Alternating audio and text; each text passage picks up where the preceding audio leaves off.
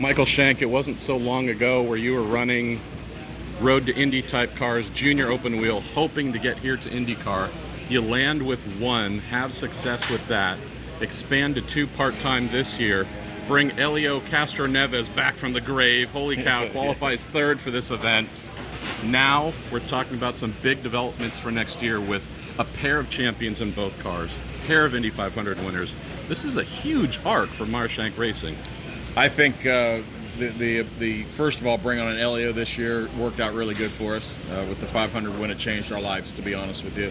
As the year evolved, we were able to get Helio a full-time season next year, and then Jack decided to move on, I suppose you would say, and we needed to come up with another solution. And when we knew and found out that Simon was available, it was kind of a no-brainer for us. Really? We originally went back to the discussion of young versus veterans, and the same thing we had with Helio, same discussion, right?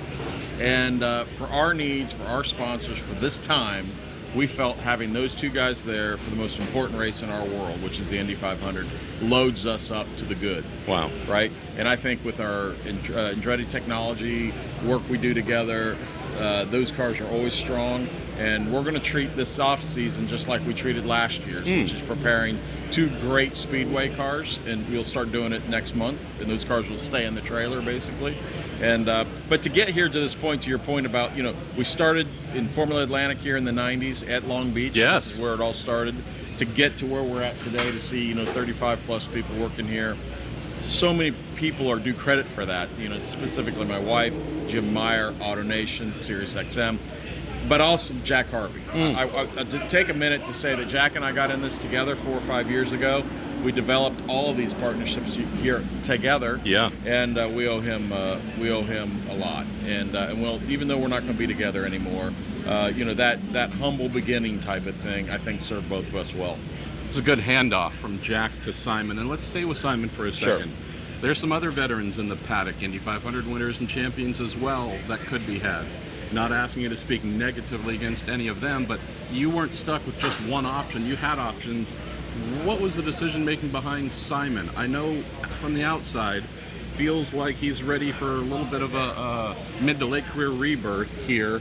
Did you see that in him? You see some hunger to get some things done? I see a lot of hunger, and it's very similar to the Helio hunger. And I think that chip on their shoulder, like, listen, I know they know they're a little older in age, but that is experience, and they're not ready to be done yet. They're just not. Now, the history books will teach us, was this the right move for MSR or not, 3 or 4 years from now. But for us, for the moment, this is how we can best equip ourselves to hit the Indy 500 as strong as we can for the next 2 years. Simon was coming this year. He finished 3rd, but coming, right? And we know he knows what he needs there, just like Helio. On top of that, they're very good friends. They work well together. They know everything about each other. So we're hoping they add depth to our team, just not in the engineering room, just across all the guys and people that work here. I don't know. I still have a lot of time for the young guys, though. No, I still have a real passion for trying to help when we can, and we will eventually. And we'll look to the future for that. But for now, for us, it was veterans. I think Simon has a somewhat new baby. He might sign to an option, some sort of future contract there. He does. Let's close on this. So, full-time 2 cars next year. You've got your IMSA WeatherTech Sports Car Championship program with Acura. You've got a new shop that's being built. Tell folks about trying to upsize yourself to match all of these challenges. Because if you just went forward like you are today, I don't know if you'd be getting everything out of the possibility, but it sounds like you're pushing for maximum everything. Well, what we're seeing, I think, in my opinion, Marshall, I think the whole industry is changing a little bit, and it kind of starts with this COVID thing. COVID has forced weekends to become much more efficient, let's call it. Less time, less opportunity. You better have your stuff together the week before the race, right? And I think when you do that, for us especially, we've always had to bootstring things, right, financially, always. Sure. And now that we have some budget, we actually need to bring in the right people to make this team sing on a higher level. We kind of get away with it here and there. Sometimes it hurts us. But we need to get the right personnel at the right place, which means adding people, which means adding budget.